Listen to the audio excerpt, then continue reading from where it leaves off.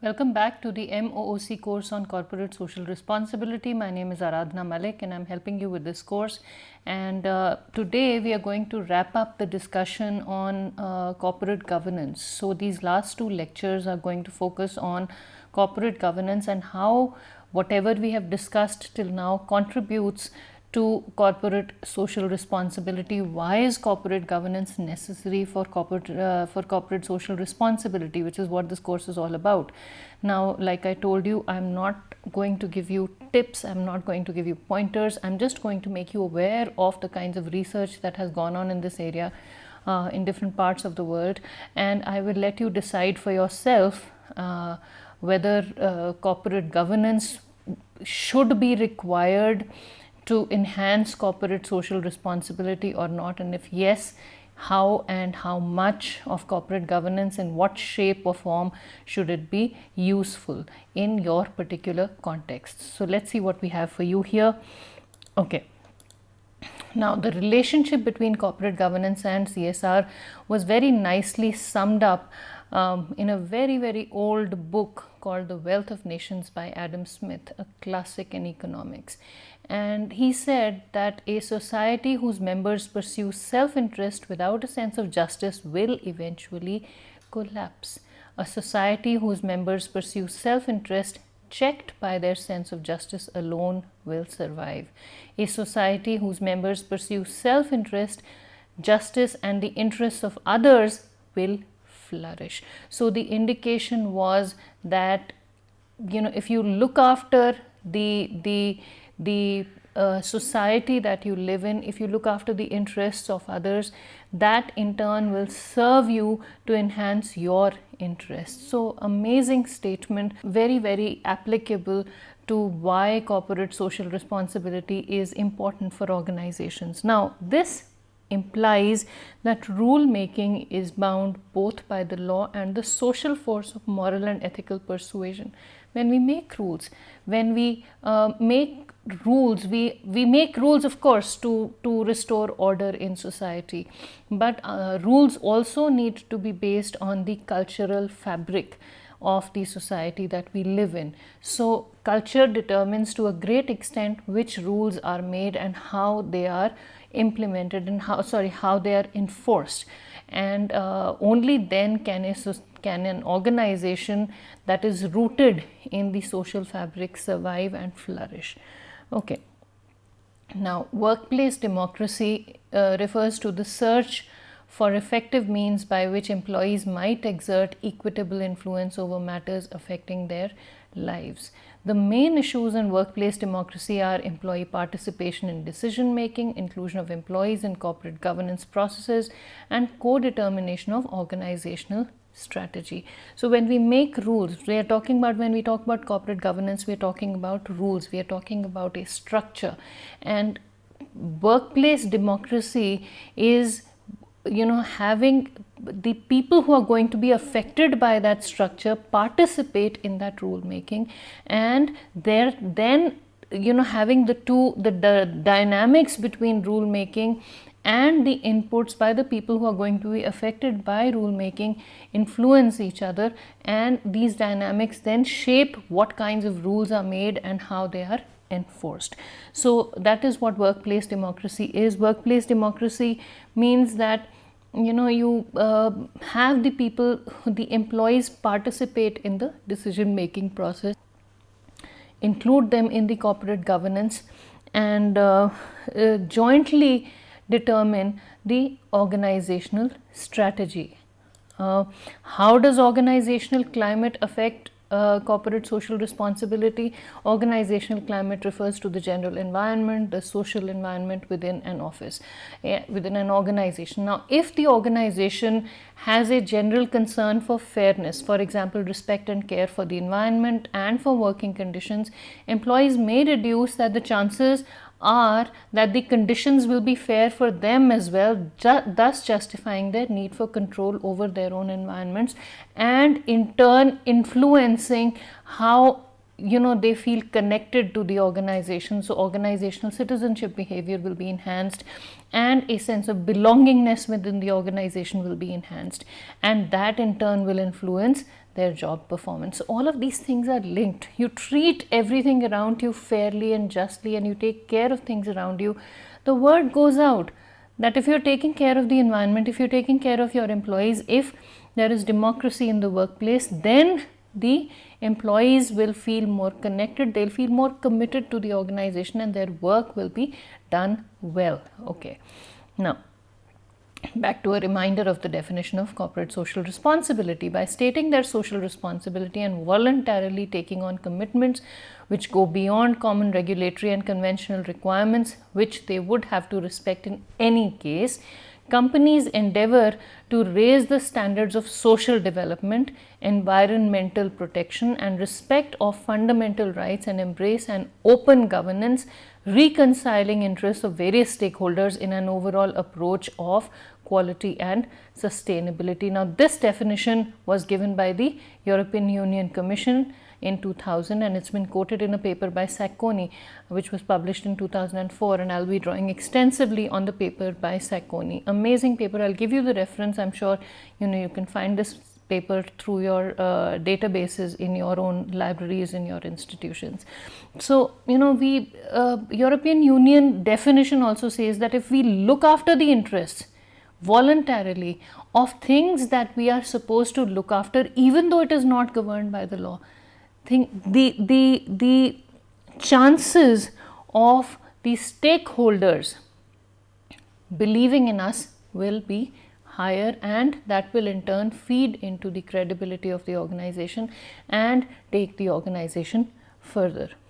Okay, so and a benchmark will be set for social development, because organizations, profit-making organizations, have a very large role to play in any society, in any social structure. They are contributing to the development of the society. They're contributing, they're sending out products, they're employing people, so they are a part of the social fabric. And if they set the standards for how the environment should be treated, how their employees should be treated, people begin to follow that. And the more powerful or the larger the organization is, the more relevant it is to the lives of people, the more visible it becomes to people, and therefore the responsibility of setting such standards increases for that organization. So that really is what this definition is talking about, and that is where corporate governance, which in turn is the reason for corporate governance is accountability, fairness, transparency, and credibility. These reasons, then of course, if you have a strictly governed organization, then people's belief in that organization will be enhanced. And if it's connected to CSR, and that's where we are going with this, and I'll give you real facts about how corporate governance affects CSR, but just to give you a brief overview, it will enhance people's belief, faith in the organization, and therefore it could bring in more profits also. And of course, it sets standards for social development, etc. So, okay. Corporate governance and CSR. CSR refers to a model of extended corporate governance. This was proposed by Sacconi in this paper, whereby who runs a firm, entrepreneurs, directors, managers have responsibilities that range from fulfillment of their fiduciary duties towards the owners to fulfillment of analogous fiduciary duties towards all the firm's stakeholders. Their primary fiduciary duty towards the owners of the firm is financial. Now, when we talk about fiduciary duties, we are talking about the trust that people have placed in them. So the primary duty is towards the owners, which is financial, and then they are also that's a direct fiduciary duty. The analogous fiduciary duties could be the trust that others have placed in them to do their work ethically and to the best of their ability. Okay. The economic basis of the idea that the firm has further responsibilities towards its stakeholders. So I'm sorry about the semicolon here, it should actually be a comma, and I will just fix that here. Okay. So, all right, it should be an apostrophe here, or an inverted comma. So, okay. So the economic basis of the idea that the firm has further responsibilities towards its stakeholders. The economic basis comes from the theory of the firm. According to the neo-institutional theory, the firm emerges as an institutional form of unified transactions governance, intended to remedy imperfections in the contracts that regulate exchange relations among subjects endowed with diverse assets. So it's a firm is nothing but a place for transaction, or a place for regular exchange relations among people who have different kinds of assets. So somebody has money, somebody has labor, somebody has, the instrumental goods, somebody wants to consume, or somebody makes the decisions for consumption, etc. So a firm is a place where these transaction decisions take place. It is a place where these exchanges take place. So that is the theory of the firm.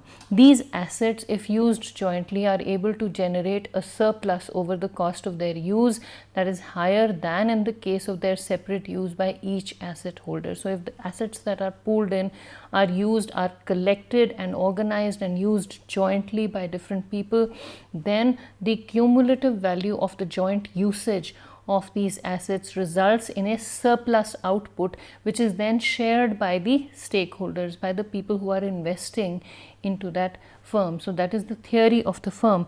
Now, optimal use of these assets requires a structure and boundaries, and that is where governance comes in.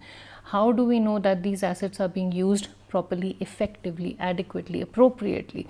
Governance is required to make sure that that happens. And governance, the primary responsibility of governance is to have a logical, documented basis for the decisions that are taken by organizations. Again, arbitrariness of decisions is antagonistic to governance. Their decisions are taken arbitrarily in many cases, and that really is against all logical governance. So if the decisions are taken on sound logic and that logic is documented, then things fall into place, and transparency is an outcome of that, and accountability increases.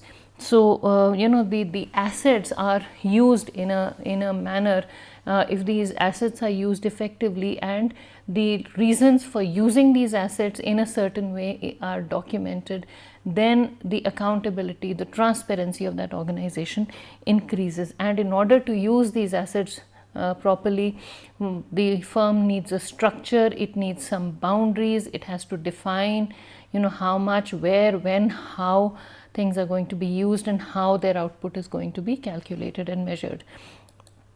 Okay, the risk of authority and control. Those wielding authority may use it to expropriate the specific investments of others by exploiting gaps in contracts which persist even under unified governance, which means that those in a position of authority are able to threaten the other stakeholders with exclusion from access to physical assets of the firm or from the benefits of the contract, to the point that those other stakeholders become indifferent between accepting the expropriation and foregoing the value of their investment by withdrawing from the relation. So when people start abusing their authority, when people start abusing their control over these assets, then the people who have invested in the firm start withdrawing from it. It could be people, it could be employees, it could be investors, it could be anyone who has invested. They just start cutting their losses and moving on, because when it becomes so bad, when they are cornered, so, or when the people who control the assets prevent the stakeholders from reaching those assets, and start exploiting the gaps and preventing people from reaching those assets, then the people who can reach those assets or who have a right to those assets just say, okay, fine, we invested in it and we'll just cut our losses and move on. And that is where things start failing. Okay, so that is the risk of abuse of authority and control. Now, extended governance. How can corporate governance help with abuse of authority? When we talk about extended governance, when we talk about responsibility to our stakeholders, we need to have certain ground rules in place. And Sacconi suggests that extended governance should include the residual control right or ownership allocated to the stakeholder with the largest investments at risk, and with relatively low governance costs, as well as the right to delegate authority to professional directors and management. The fiduciary duties of those who effectively run the firm, administrators and managers towards the owners, given that these have delegated control to them.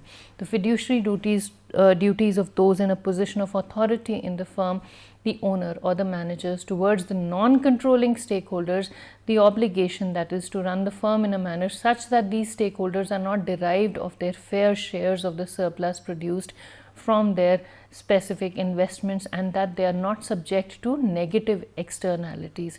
So we need to lay down a process that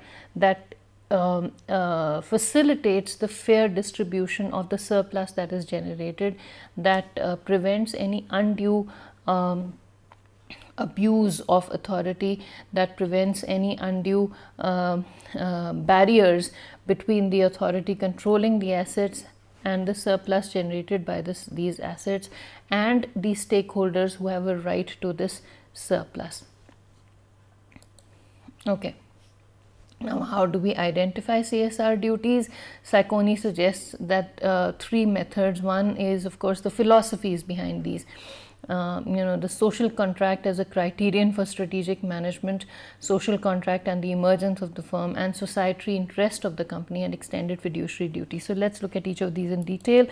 Social contract as a criterion for strategic management. Sacconi says that we need to identify the joint strategy that the stakeholders may utilize to coordinate themselves, in that they accept it as a voluntary agreement to cooperate, so that strategic management can reduce bargaining costs and the cost of gathering information on the alternatives available and on the intentions of each player about cooperation, and ensuring that each member of the team complies with the agreement on the joint strategy selected and does not act as a free rider with regard to the others. So a joint strategy needs to be identified where stakeholders participate and agree to doing their bit and then getting the benefit out equitably.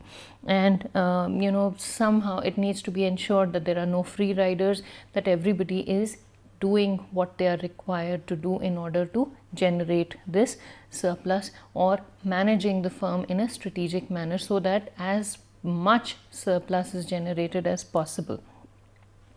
Now, in order to do this, how can the above be taken care of?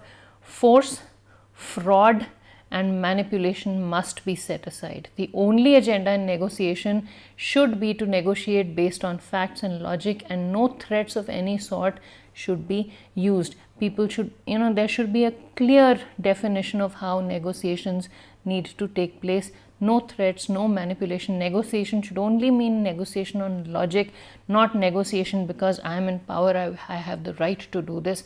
That kind of thing should not be there. Okay. Each stakeholder must obtain from the social contract at least reimbursement of the specific investment with which it has contributed to the surplus. Otherwise, the bargaining process would permit opportunistic exploitation of the counterparty's lock-in situation. So people who have invested in the firm should, if they come to the bargaining table, the negotiation should be conducted in such a way, the transactions should be conducted in such a way that they get at least what they have invested in it back. There should be no undue exploitation of the gaps to take over what others have invested. Each party in turn puts itself in the position of all others and in the position of each of them. He can accept or reject the contractual alternatives proposed. So, each party should commit to seeing the other's point of view and should be in a position to reject the alternatives that have been proposed. If solutions are found which are acceptable to some stakeholders but not to others, these solutions must be discarded and the procedure repeated, which reflects the assumption that cooperation by all stakeholders is recognized as necessary. So everybody should be on board, everybody should agree to what has been agreed upon, and agreements arrived at must be acceptable to all stakeholders. Everybody participating in the situation should agree with the decisions that have been taken. Nobody should feel that they are being disadvantaged in any way. Okay, the next one is social contract and the emergence of the firm. Now, what is the social contract of the firm? rejection of shared plans of action which generate negative externalities for those not participating in the cooperative venture, or if these negative externalities are essential for the production of cooperative surplus, a compensation of third parties so that they are rendered neutral. Production of the maximum surplus possible, difference between the value of the product for its consumers who belong to the association and the costs shared by each stakeholder to produce it, not product it. I'm sorry about this mistake here. So I'll just fix this again. I'm sorry about this. And the costs sustained by each stakeholder to produce it. Okay. Production of the maximum surplus possible, difference between the value of the product for its consumers who belong to the association and the costs sustained by each stakeholder to produce it.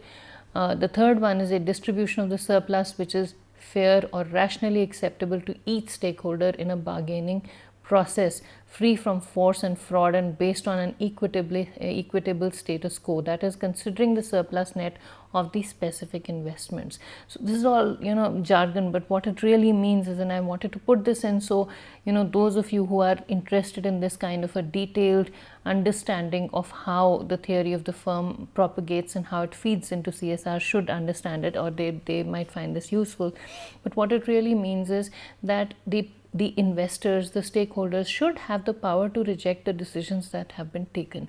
And it is the responsibility of the people managing the firm to generate as much surplus as possible, and the distribution of the surplus should be fair, equitable and acceptable to those who have invested in it, given certain rules, and it should be free from force or fraud, and it should be based on an equitable system of distribution rather than force or fraud and saying that okay, this is all you will get, take it or leave it.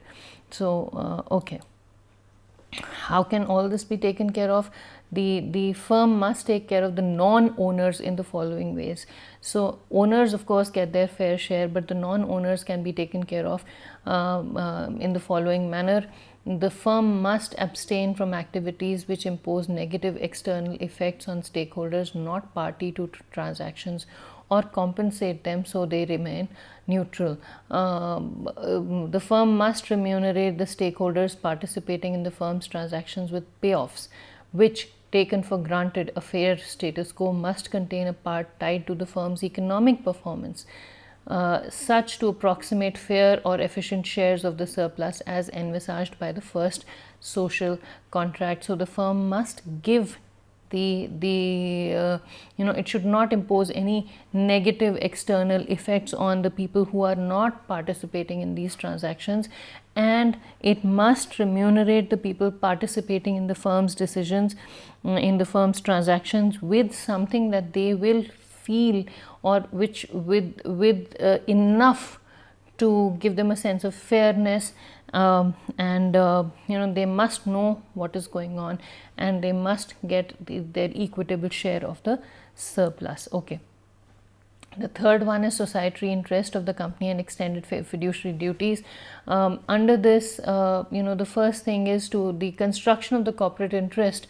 This means that the corporate interest must be constructed by means of a hierarchical decision-making procedure, and this is where corporate governance comes in. A hierarchical decision-making procedure which moves from the most general conditions to the most specific ones. So the first step in this is to minimize the negative externalities. So a hierarchical decision-making procedure must be put in place which goes from the general to the specific interests, and it must be constructed to take care of the corporate interest. First step here is to minimize negative externalities affecting stakeholders in the broad sense, perhaps by paying suitable compensation. Second step in this direction is to identify the agreements compatible with the maximization of the joint surplus, so earn as much as you can, and its simultaneous fair distribution as established by the impartial cooperative agreement among the stakeholders in the strict sense. And then the third condition is, if more than one option is available in the above, is defined feasible, choose the one that if defined feasible, choose the one that maximizes the residual allocated to the owner. So once there's fair distribution and everybody's happy, then whatever is remaining should go to the owner as the extra leftover surplus. Okay.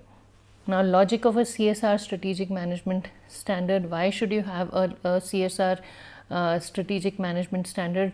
The reason is that the firm's strategic behavior must conform to a context in a context of incomplete information in order to that reputation effects are reactivated.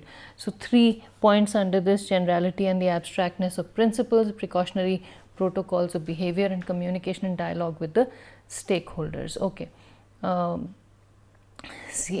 Corporate governance, dialogue with the stakeholders, and CSR. How do you conduct this? Enunciation of the social contract stating the firm's fiduciary duties towards its stakeholders. If the statement is formulated on consultation with the stakeholders, its acceptability is ensured and the parameters with which behavior is assessed are known to both parties. Internal management and implementation, the presence of external members on internal board or committee, both corporate or board of directors, or those committees set up ad hoc to manage CSR like an ethics committee, enables representation of the stakeholders' points of view and prevents divergence between the ex post assessment between the two parties. Okay.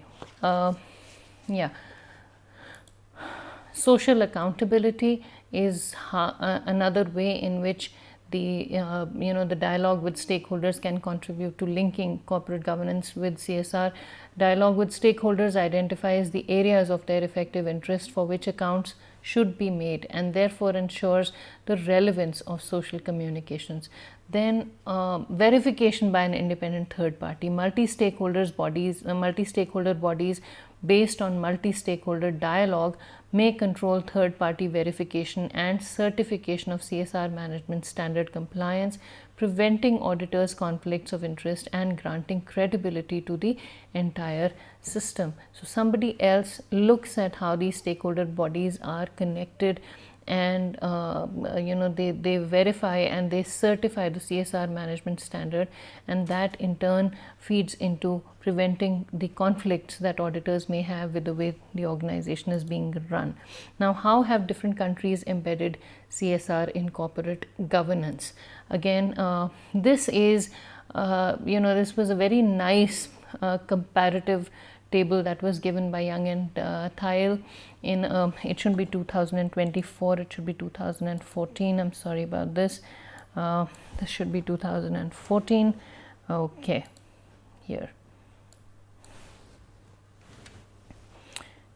So how have different countries taken care of CSR right from top to bottom? As far as strategic versus reactive activities are concerned, in Australia they've moved from strategic to reactive focus due to the global financial crisis. In UK they've gone to the reactive focus, probably due to the global financial crisis. In India, again according to the study, the strategic focus has been linked with the community as far as CSR is concerned. Then environmental, social and governance, ESG parameter, the governance and environmental focus is there, industry differences are there, and this is a business case. So here structural focus, as far as UK is concerned, the focus is on the structure, focus is on governance, and socially responsible investing, and this is again a case for business, which is profit making. Broad review of ESG, which is environmental, social and governance initiatives. It's a moral case, it's the difference between right and wrong, and the focus is on building sustainable communities.